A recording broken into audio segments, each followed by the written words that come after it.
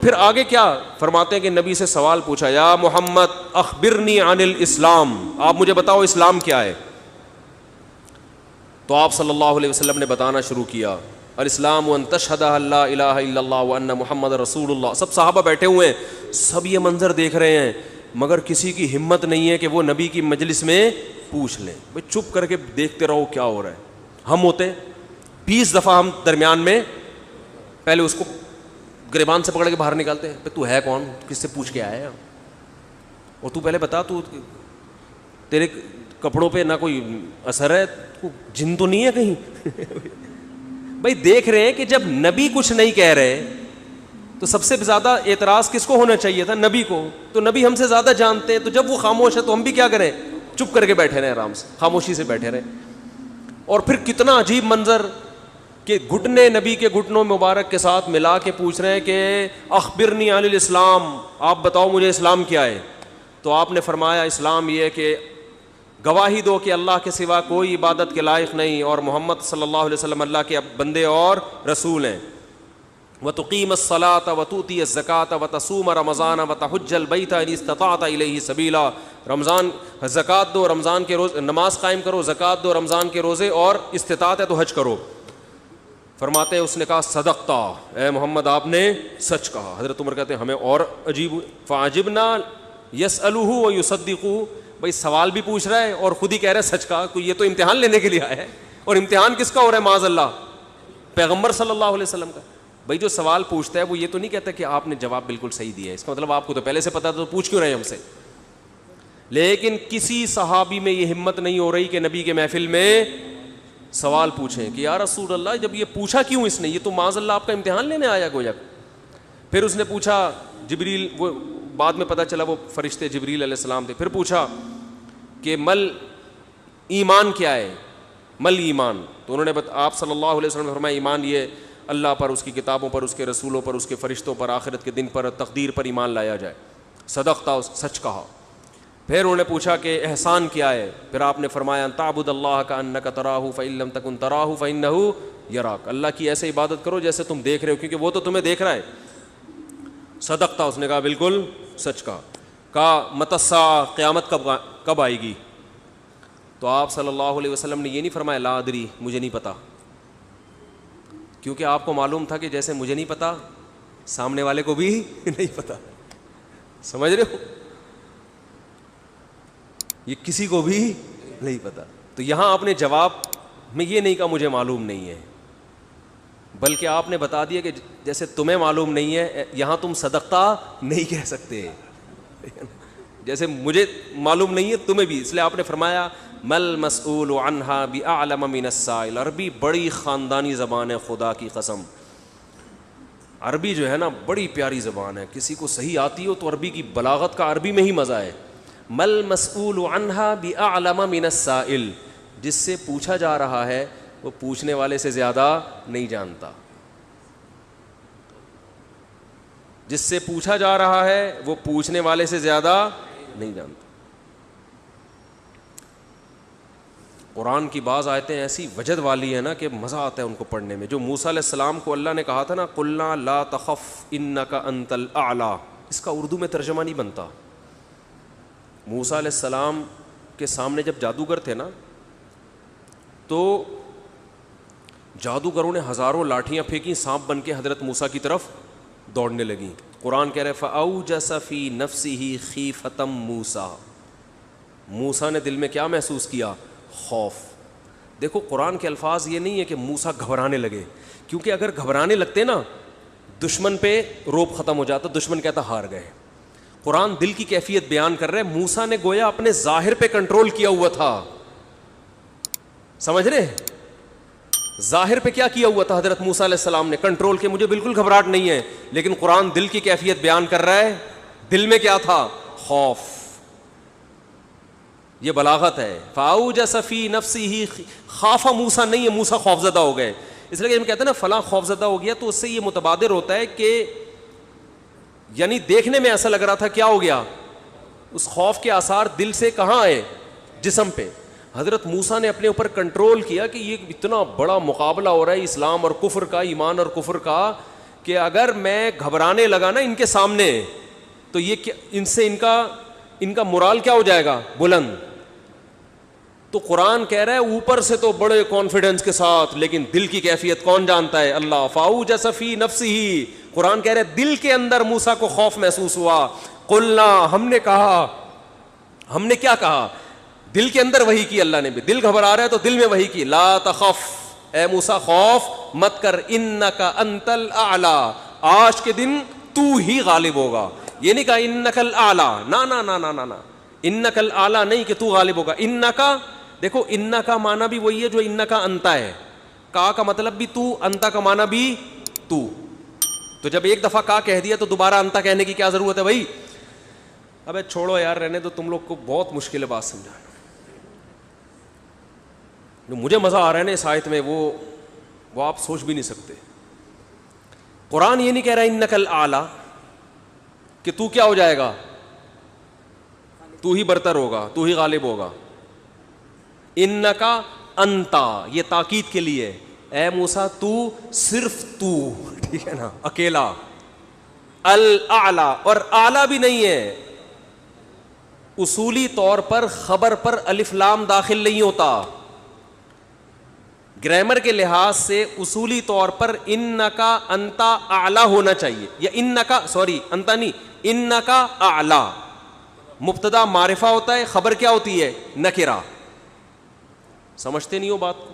جب پڑھو گے نہیں رات کو تو سمجھو گے نہیں بات کو. انکا اعلی ہونا چاہیے، اے موسیٰ تو غالب آ جائے گا، یہ مطلب ہوگا سیدھا سیدھا ترجمہ اس. اللہ نے اعلی پہ الف لام لگا دیا. الف لام جب لگتا ہے نا کسی، تو وہ کسی اسپیسیفک چیز کو کہتے ہیں. جیسے کتاب کا مطلب کوئی بھی کتاب، الکتاب کا مطلب کوئی اسپیسیفک، کوئی خاص کتاب. آپ جب کہتے ہیں بندہ آیا ہے، بچے گھر میں آ کے بتا رہے ہوتے ہیں پنجاب میں بندہ آیا ہے، کراچی میں کہتے ہیں آدمی آیا ہے کوئی. یہ بندہ کا لفظ پنجاب سے امپورٹ ہوا ہے. کراچی میں لوگ کہتے تھے کوئی انسان آیا ہے، کوئی آدمی آیا ہے، تو پنجاب میں کیا کہتے ہیں اس کو؟ بندہ آیا ہے. اچھا شگون کے انسان کا بچہ بن جائے، وہ بندہ بن جائے، ٹھیک ہے نا. تو ہم جب کہتے ہیں کوئی بندہ آیا ہے، یہ ایک بندہ آیا ہے، تو وہ ان نون ہوتا ہے. اکثر ابو کو بتا رہے ہوتے ہیں ابو ایک انکل آئے ہیں، اس کا مطلب کیا ہوتا ہے؟ کوئی ہے. لیکن اگر ایسا بندہ آیا ہو جس کا آپ کو پتا ہو، یعنی پہلے آ چکا ہو اور آپ اس کے انتظار کر رہے ہو، وہ اسپیسیفک وہ بندہ آ چکا ہو، تو عربی میں کہیں گے البندہ. بندہ عربی کا لفظ نہیں، لیکن میں سمجھانے کے لیے، جاء رجل یو سڑے راغلے، یو سڑے کہیں گے نا، یو آ سڑے راغلے، موقع دے کے بھاگ لے. ایک بندہ آیا ہے. جاء الرجل، تو اس کا مطلب وہ ایک مخصوص بندہ ہے جس کا پہلے سے آپ کی کھوپڑی میں تصور ہے. تو قرآن کہہ رہا ہے انکا انت الاعلی.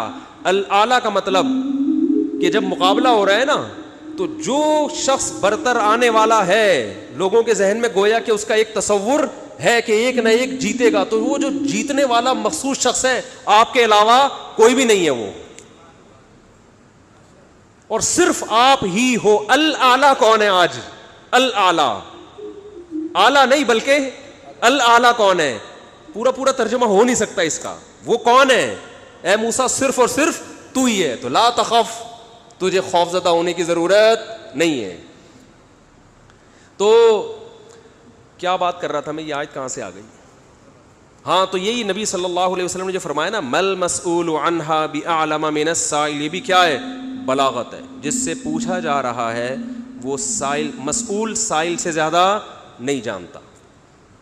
تو پھر حضرت جبریل نے، وہ جو انسان تھے، وہ جبریل تھے، انسان کی شکل میں آئے تھے. انہوں نے پوچھا کہ علامات بتائیں، تو آپ نے فرمایا انت لد الامۃ ربتہا. اس حدیث پہ جو ادب والی بات ہے وہ میں بھی گچی پکڑ کے رکھنا بھول نہ جاؤں، لیکن اس حدیث میں بات آ گئی ہے. تو ایک دلچسپ بات کیا ہے؟ آپ نے قیامت کی پہلی علامت بتائی کہ باندی اپنے آقا کو جنے گی.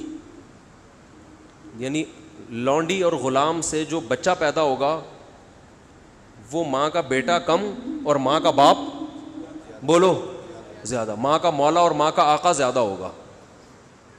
غلام کی مثال نہیں دی کیونکہ غلام مرد ہوتا ہے نا، اس پہ تصرف تھوڑا سا پھر بھی کم ہوتا ہے، یعنی وہ آپ کی ملکیت میں ہوتا ہے لیکن اس پہ کنٹرول کم ہوتا ہے کیونکہ آدمی ہے. جب عورت آپ کی ملکیت میں ہوتی ہے لونڈی, اس پہ وہ تو کمزور ہے نا, اس پہ کیا ہوتا ہے آپ کا تصرف زیادہ. تو جو مکمل غلام اور باندی تھی وہ جب جنے گی جس نسل کو, تو ہونا تو یہ چاہیے تھا کہ جس نے جنا ہے اس کا مقام اونچا, لیکن جس کو جنے گی نا وہی اس پہ کیا کرے گا. یعنی ماں کا تو ایسا حق ہے نا, ماں کو تو ساری دنیا جانتی ہے نا کہ ماں نے کیسے گود میں پالا, کیسے جنا, اور لوگ ماں کے تانے دیتے ہیں نا. حضرت موسیٰ علیہ الصلاۃ والسلام نے جب حضرت ہارون کی داڑھی پکڑ کے کھینچی ہے نا, جب حضرت موسیٰ علیہ السلام کوہ طور پہ گئے تورات لینے, پیچھے بنی اسرائیل نے بچھڑے کی عبادت شروع کر دی. ہارون علیہ السلام کو نگران بنا کے گئے تھے کہ ذرا ان کی حفاظت کرنا, بڑے نالائق لوگ ہیں, دائیں بائیں نہ ہو جائیں. تو جب واپس آئے تو دیکھا کہ وہ کیا کر رہے ہیں, بچڑے کی عبادت. تو حضرت موسیٰ کو سب سے پہلے غصہ کس پر آیا؟ حضرت ہارون پر. اپنے بھائی کی داڑھی پکڑ کے کھینچی کہ ما منعک اذ رأیتہم ضلوا, یہ گمراہ ہو رہے تھے, آپ نے روکا کیوں نہیں؟ تو حضرت ہارون نے کیا کہا, باپ کا واسطہ نہیں دیا بلکہ ماں کا. لا یبن اماں, اے میری اماں کے بیٹے, اے میری ماں کے بیٹے, کیونکہ یہ رشتہ فوراً سمجھ میں آتا ہے. ماں کا واسطہ کیونکہ محبت کی علامت ہے نا. ابا جو ہے نا وہ تربیت کے لیے اللہ نے بنائے, وہ محبت زیادہ ابا سے امیدیں نہیں لگایا کریں. ابا کی ایک الگ ویلیو ہے, محبت بہت زیادہ کرتے ہیں ابا, لیکن وہ جتلاتے نہیں ہیں.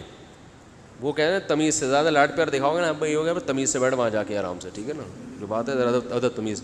ماؤں کو زیادہ ادب تمیز نہیں, ماؤں کو لاڈ چاہیے ہوتے ہیں. تو اس لیے ابا محبت تو بہت کرتے ہیں لیکن وہ آسانی سے سمجھ میں نہیں آتی کیونکہ تعظیم اس پہ غالب ہوتی ہے. اماں کی محبت 2 منٹ میں سمجھ میں آ جاتی ہے. تو جب بھی واسطہ دیا جاتا ہے کس کا؟ اماں کا. تو حضرت ہارون بھی واسطہ کس کا دے رہے ہیں کہ بھائی ایک ہی ماں کے ہم دونوں اولاد ہیں, آپ اتنی سختی تو نہ کریں نا, ماں کا واسطہ دے رہا ہوں آپ کو, یبن اماں, اے میری اماں کے بیٹے. تو ماں جو اتنا قریبی رشتہ ہے, جس کی محبت سب کو سمجھ میں آتی ہے, اس کو غلام بنا لینا تو یہ کھوپڑی میں آنے والی بات نہیں ہے. لیکن حدیث میں کیا آتا ہے, قرب قیامت میں بیٹا کیا ہوگا, ماں پہ حکومت کرے گا, بیٹا ماں پہ حکومت کرے گا. تو ہونا تو یہ چاہیے تھا کہ جو جنے, وہ جس کو آپ جن رہے ہیں وہ گویا ایک قسم کی لونڈی غلام ہو, ماتحت ہو, لیکن الٹا حساب ہو رہا ہوگا. تو یہ بھی پتہ چل رہا ہے کہ ادب مارکیٹ سے کیا ہونا شروع ہو جائے گا, شارٹ. مطلب حدیث کا یہی ہے کہ چھوٹے جو ہے نا وہ بڑوں کی جگہ ہو جائیں گے اور بڑے, اور یہ خدا کی قسم آج اپنی آنکھوں سے میں دیکھ رہا ہوں, زیادہ تر لبرل لوگوں کے گھروں میں دیکھ رہا ہوں, دیندار گھروں میں کم. باپ اور ماں اپنے بچوں کو اسکولوں میں 15-20 ہزار روپے فیسیں دے کر بدتمیز بنا رہے ہیں باقاعدہ پیسوں کے ذریعے. یعنی اسکولوں میں پڑھا رہے ہیں, ماڈرن اسکول ہیں, اور بہت ہی ماڈرن قسم کے اسکول جن میں مذہب نہیں ہے, بچہ انگلش بہت اچھی بول لیتا ہے, اور ٹھیک ٹھاک فیسیں دے کے کیا کر رہے ہیں, اپنی نافرمانی پیسے دے کے سکھا رہے ہیں. آج بھی میرے پاس ایک کیس آیا, کسی کو نہیں پتا چلے گا کس کی بات ہو رہی ہے. ایک صاحب نے کہا میں نے اپنی بچی کو ایڈمیشن کروایا, میں 20 ہزار روپے فیسیں دے رہا ہوں, اور وہ چرس پی رہی ہے, وہ پتہ نہیں کتنے لڑکوں سے دوستیاں لگا رہی ہے. تعلیم کو فوکس کرنے کے چکر میں تہذیب کا بیڑا غرق کر دیا. یعنی گویا کہ پیسے دے کے باقاعدہ کیا کیا جا رہا ہے, اپنے بچوں کو خراب کیا جا رہا ہے. تو جنا بھی خود, احسان بھی خود کیا, اور نکلا کیا رزلٹ, وہی آپ پہ کیا کر رہا ہے حکومت, وہ آپ کی ایک بات ماننے کے لیے تیار نہیں ہے. تو یہ وہ دور ہے جس سے ہم گزر رہے ہیں. تو اس میں بھی ادب کی تلقین کی گئی ہے. جب کچھ اس طرح کے لوگ آتے ہیں نا میرے پاس, کہ باپ بیٹا بیٹھا ہوا ہوتا ہے اور باپ اپنے بیٹے کی شکایتیں کر رہا ہوتا ہے بڑے دھیمے لہجے میں کہ بچے کو غصہ نہ آ جائے, اور بیٹا جواب دے رہا ہوتا ہے بڑی اونچی آواز میں. یہ میں نے بہت دیکھ لیا ہے, بہت دیکھ لیا اپنی زندگی میں.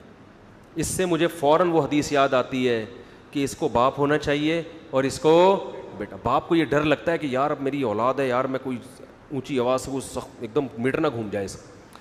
دیکھو یہ اولاد کے نالائق ہونے کی علامت ہے کہ آپ نے اپنے باپ کو یہ اتھارٹی نہیں دی ہے کہ وہ آپ کو ڈانٹ سکے.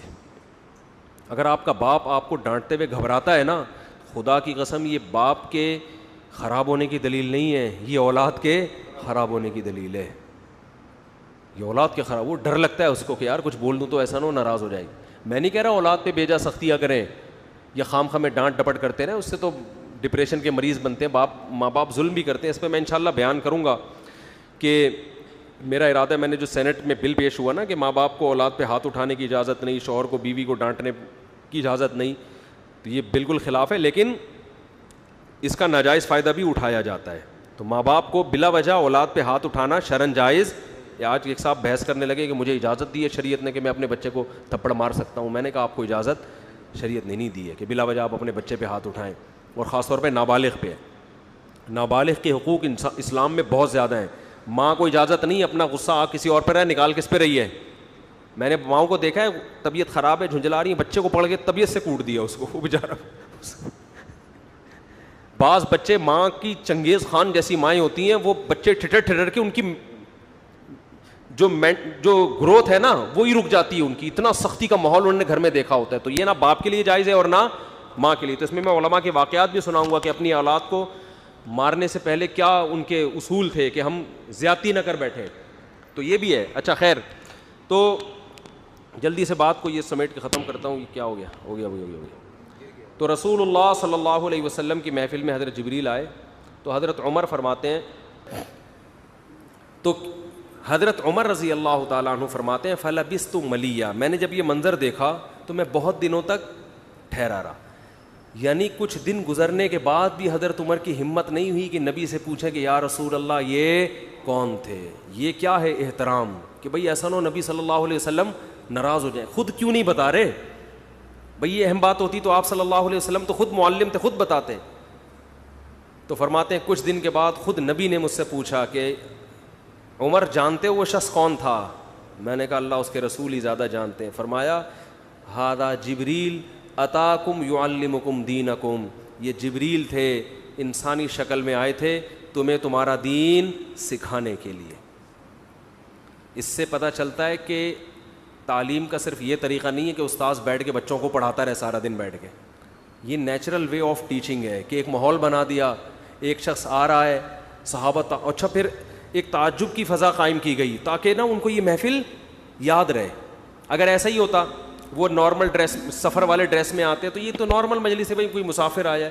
ایسا ایک مخمصے میں ڈالا گیا کیونکہ جب کوئی ایسی عجیب سی محفل ہوتی ہے نا تو دماغوں میں بیٹھ جاتی ہے، اس کا ایک ایک منظر یاد رہتا ہے. تو اس سے ماحول کی تبدیلی کا بھی انسان پہ اثر پڑتا ہے. تو صحابہ کیا کر رہے ہیں؟ نبی صلی اللہ علیہ وسلم سے سوال پوچھنے سے پہلے ایک اور واقعہ سنا کے بس یہ میں ٹاپک ختم کرتا ہوں. ایک اور واقعہ ہے، حدیث میں آتا ہے کہ آپ صلی اللہ علیہ وسلم نے ظہر یا عصر کی نماز پڑھائی، صحیح حدیث ہے. اس میں آپ نے 4 کی جگہ 3 رکعتیں پڑھا دیں. کتنی؟ 3. اب صحابہ سوال نہیں پوچھ رہے کہ یا رسول اللہ یہ آپ سے غلطی سے ایسا ہوا ہے، کیا ہوا ہے؟ خوف زدہ. حضرت ابو بکر اور عمر بالکل پیچھے بیٹھے ہوئے ہیں. حدیث میں آتا ہے فہابا ان یتکلما، آپ گھبرائے کہ آپ اس بارے میں نبی سے سوال پوچھیں. کیوں؟ ہو سکتا ہے نبی کو اس بات پہ غضب آ جائے کہ بھائی جب میں نے 3 پڑھائی ہیں تو میرے 4 پڑھنے سے جب چاہ کہ ہاں تمہاری یہ نیکی لکھی جا رہی ہے تو حلال کی طرف آؤ اور کسی کی مت سنو. سمجھتے ہو؟ بائک پہ گاڑی پہ پہلے سے موسٹ وانٹیڈ لکھ کے لگا دو، کسی کی مت سنو. اس میں ٹینشنیں آئیں گی، برداشت کرو اللہ کے لیے. سمجھتے ہو؟ میں اپنی ٹینشنوں کے قصے سنانا شروع کر دوں آپ پاگل ہو جاؤ گے. آپ کہتے ہو مسا بڑے ہنسی خوشی، اللہ کا شکر ہے ہنسی خوشی زندگی گزری ہے لیکن بہت ٹف لائف گزاری ہے میں نے، جو اگر میں آپ کو سناؤں تو آپ بولو یار یہ ہو کیا گیا. لیکن یہ ہے کہ بس ایک دفعہ فیصلہ کر لو یار ہے بس. جو لٹکا ہوا ہوتا ہے نا کم وقت بیچ کا آدمی، کرنے جا رہا ہے پھر ڈر گیا پھر واپس آ رہا ہے پھر کرنے جا رہا ہے، یہ اپنی بیوی کو بھی ٹینشن دیتا ہے اور گھر میں بھی ٹینشن کا ماحول، اور کرنا کرانا اس نے کچھ، اور یہ کرے گا تو مرے گا بھی، یا تو پہلی کو لٹکا دے گا یا دوسری کو لٹکا دے گا. تو ایسے بزدلوں کا کام نہیں ہے. سمجھ رہے ہو؟ پوچھ رہے ہوتے ہیں کر لوں جا کے بیگم کا. آج ایک آدمی نے کہا کہ میں دیکھ رہا ہوں، میں ابھی گھر بیوی کے سامنے دوسری شادی کی بات کروں گا، دیکھتا ہوں ریئیکشن کیسا ہو رہا ہے، اگر برداشت ہو گیا تو کر لوں گا، اگر نہیں ہوا تو. میں نے کہا بھائی تو نہیں کر. میں نے اس کو منع کیا. میں نے کہا تیرے اندر ہمت نہیں ہے. 2 بیویوں کو رکھنا بہت مشکل کام ہے, بہت ٹینشن کا کام ہے, بڑا حوصلہ چاہیے, ہمت چاہیے, ببر شیر جیسی آواز چاہیے اس کے لیے. ڈانٹو تو کانپنے لگے وہ, ورنہ وہ نہیں, وہ مار دے گی.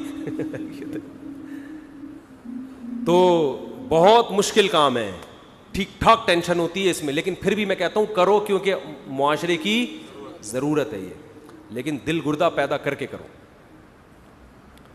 آرمی میں بھرتی ہونے کے لیے جاتے ہیں نا, تو جب وہ پوچھیں گے آپ کو میدان جنگ میں بھیجا گیا تو آپ جاؤ گے, تو آپ کیا کہو گے؟ سر بالکل جاؤں گا. اگر آپ نے انٹرویو میں کہہ دیا اس وقت میں دیکھوں گا سچویشن, اگر ایسا ہوا میں دیکھوں گا حالات کیا ہیں, تو سلیکشن ہوگی. دفعہ ہو یہاں سے, بول نکل, مروائے گا. تو فوج میں دیکھا جاتا ہے بھائی دل گردہ ہے یا نہیں ہے. ISSB کے امتحان میں بھی دیکھا جاتا ہے اس میں. اچھا, اس میں یہ بھی دیکھا جاتا ہے کہ بحث کرنے کی طاقت کتنی ہے اس میں. بعض لوگ نا بحث ہی نہیں کر پا رہے ہوتے, ایسے منمنا رہے ہوتے ہیں, ہنا رہے ہوتے ہیں, تو ان میں بھی ڈیسیجن پاور نہیں ہوتی. تو یہ سب چیزیں میں تو کہتا ہوں 4 شادیوں, دوسری شادی سے پہلے ISSB کا امتحان کلیئر کرواؤ. اس سے امتحان میں پاس ہو جائے تو 4 کر, امتحان میں فیل ہو گیا بھائی, جو آدمی میدان جنگ میں صف اول میں لڑ نہیں سکتا وہ دوسری شادی نہیں کر سکتا. میری رائے ہے یہ, جو وہاں لڑ سکتا ہے وہ یہاں بھی لڑ سکتا ہے, یہ بالکل. بلکہ وہاں لڑنا شاید آسان ہو, یہاں میں نے ایسے لوگ بھی دیکھے میدان جنگ میں لڑے, جنگ ہوئی, انڈیا پاکستان کی جنگیں تو ہوتی رہتی ہیں نا, میدان میں بہادری کے جوہر دکھائے, گھر میں آ کے کہا یار یہ کام ہم سے نہیں ہوتا. بہت زیادہ ہو گئی آج. بزرگوں سے سنا ہے کہ علم نافع کی دعا مانگنی چاہیے. بہت لمبا سوال ہے, پھر انشاءاللہ بتائیں گے بعد میں, بہت ٹائم ہو گیا بھائی. ٹھنڈا پانی پینا سنت ہے, مگر آج کل جو ٹھنڈا پانی فریج کا ٹھنڈا ہے یہ بالکل صحیح ہے. فریج کا ٹھنڈا سنت نہیں ہے, جو نیچرل ٹھنڈا ہو, کنویں کا جو ٹھنڈا, چشموں کا جو ٹھنڈا پانی ہوتا ہے وہ نہیں مل رہا تو فریج کا ٹھنڈا پی لو. چشمے کے لیے تھوڑی جائے گا وہاں پہ. میرا مطلب ہے کہ بالکل جو ابلے ہوئے گرم پانی چائنیز پی رہے وہ نہ پیو, کم از کم گرمی میں وہ نہ پیو. ہو سکتا ہے صحت کے فائدے ہوں, لیکن سب کچھ صحت نہیں ہوتا. تھوڑا سا اللہ نے لذتیں بھی رکھی ہیں. میں پراٹھے کھاتا ہوں لیکن میں کوشش کرتا ہوں اس کو پگھلا دوں میں ایکسرسائز کر کے, صحیح ہے نا. تو پراٹھے کا اپنا مزہ ہے یار, کیسے چھوڑ دے آدمی. اچھا بھائی ٹھنڈا پانی فریج کا پی لو. کیا اسٹیمپ پیپر پر شوہر اور بیوی کے سگنیچر کیے جائیں تو کیا طلاق ہو جائے گی؟ یا شوہر کو 2 گواہوں کی اسٹیمپ پیپر پہ 3 طلاقیں لکھی ہوئی ہیں اور شوہر نے سائن کر دیے تو ہو جائے گی, گواہ ضروری نہیں ہے. بیوی کے سائن ضروری نہیں ہے, صرف شوہر کے سائن سے ہی ہو جائے گی. اس حدیث کا مطلب سمجھا دیں. نماز میں کھڑے ہو تو خیال کرو تم اللہ کو دیکھ رہے ہو جبکہ ہم اللہ کو نہیں دیکھتے. حدیث کا مطلب ہے کہ اللہ تمہیں دیکھ رہا ہے. اصل مطلب یہ ہے کہ یہ تصور کرو کہ اللہ تمہیں دیکھ رہا ہے. پھر کبھی تفصیل بتاؤں گا اس. سوال یہ کہ ہم تو مسئلے کو فالو کرتے ہیں, لیکن کیا میں بریلوی لڑکی سے شادی کر سکتا ہوں جبکہ میرا بیان نہیں آیا گرین ہری پگڑی والوں میں شادی؟ تو آپ بھی کر لیں, لیکن اس کے عقیدے شرکیہ نہ ہو. اس سے پہلے پوچھ لیں رسول اللہ صلی اللہ علیہ وسلم حاضر ناظر تو نہیں ہے, آپ انسان ہیں, بشر ہیں, مختار کل تو نہیں ہے. یہ عقیدوں کی اصلاح پہلے ضروری ہے, تو کوئی بھی ہو اس کی اصلاح ضروری ہے. اچھا وہی پھر لمبا سوال ہے بعد میں. آٹومیٹک مشین میں اگر ناپاک کپڑے دھوئیں تو پاک ہو جائیں گے؟ آپ کچھ سوال پوچھنا چاہتے ہیں بھائی, پوچھیں, کیا پوچھ رہے ہیں؟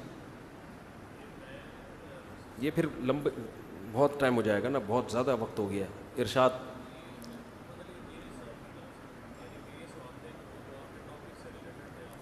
جی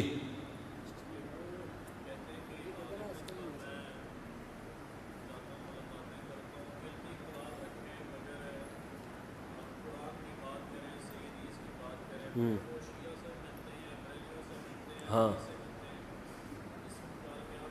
کیا سوال مجھے سمجھ میں نہیں, تھوڑا ادھر قریب آ جائیں نا. آواز آپ کی نہیں آ رہی, صرف تصویر آ رہی ہے.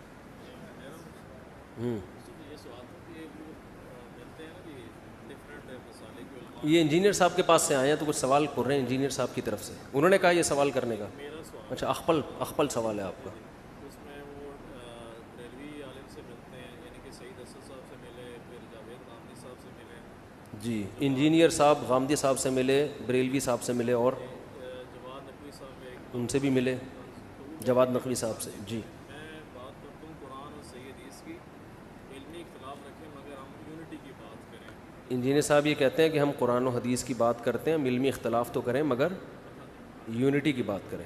جی, آگے اس پر آپ اس پر میں کیا کہوں؟ کوئی آپ تبصرہ ماشاء اللہ. وہ کہہ رہے ہیں میں یہ کہہ رہے ہیں ان کی طرف سے, پتہ نہیں ان کی طرف سے اپنی طرف سے کہہ رہے ہیں, اپنی طرف سے کہہ رہے ہیں. یعنی ان کا کہنا یہ ہے کہ وہ تو یونٹی کی بات کرتے ہیں, اتحاد کی بات کرتے ہیں. وہ کہتے ہیں کہ میں یونٹی کی بات کرتا ہوں, یعنی کہ اچھا, کہ میرا مقصد یعنی میں سب سے ملتا ہوں, بریلوی علماء سے بھی, شیعہ سے بھی, سب سے ملتا ہوں. تو ملنے پر گورنمنٹ کی طرف سے کوئی پابندی نہیں ہے, مل لیں آپ. اس پر وہ جاتے ہیں ملنے کے یعنی وہ کہتے ہیں میں اتحاد امت کی بات کرتا ہوں. لیے تعلیم کی بات. اچھا لطیفہ سنایا آپ نے ماشاء اللہ, بہت لطیفہ, بہت اچھا. اتحاد جتنی باتیں اب تک ہو رہی ہیں وہ ساری کیا ہو رہی ہیں, یعنی بزرگوں کی کتابوں سے کیڑے نکال کے امت میں کیا کرنا. ٹھیک ہے نا. مفتی تقی عثمانی صاحب نے بھی کہا ہے کہ احمد رضا بریلوی کا, حضرت حکیم الامہ نے مولانا احمد رضا بریلوی کا بڑا احترام کیا, تو فوراً کیڑا نکال دیا کہ کوئی احترام نہیں کیا. تو اتحاد کی بات تو یہ تھی کہ چلو پہلے نہیں کیا, چلو اب تو شروع کر دیا نا. اتحاد کی بات تو یہ ہوتی ہے نا کہ چلو پہلے اس کو مفنت کا, جو مرضی کا, مگر چلو الحمدللہ چلو ہم مان لیتے ہیں. دیکھو جب کوئی غلطی کرتا ہے نا, آپ بچے کو سمجھا رہے ہیں کہ یوں نہیں کرو, ایسا نہیں کرنا, اور بچے نے ویسا کیا ہوتا ہے, تو بچہ کہتا ہے کہ میں تو نہیں کرتا, تو باپ کیا کہتا ہے اس کو, چلو ماشاءاللہ خوشی ہوئی سن کے کہ تم, تو باپ کیا کرتا ہے مٹی ڈال دیتا ہے کہ پچھلی غلطی پہ پردہ ڈالو, آئندہ سے تو نہیں کر رہا. لیکن اگر باپ کی طبیعت میں شرارت ہوگی تو وہ طنز کرنا شروع کر دے گا کہ نہیں تم نے تو کیا ہے, نہیں تم نے تو کیا ہے. تو یہاں سے بچے کے دل میں کیا پیدا ہوگا,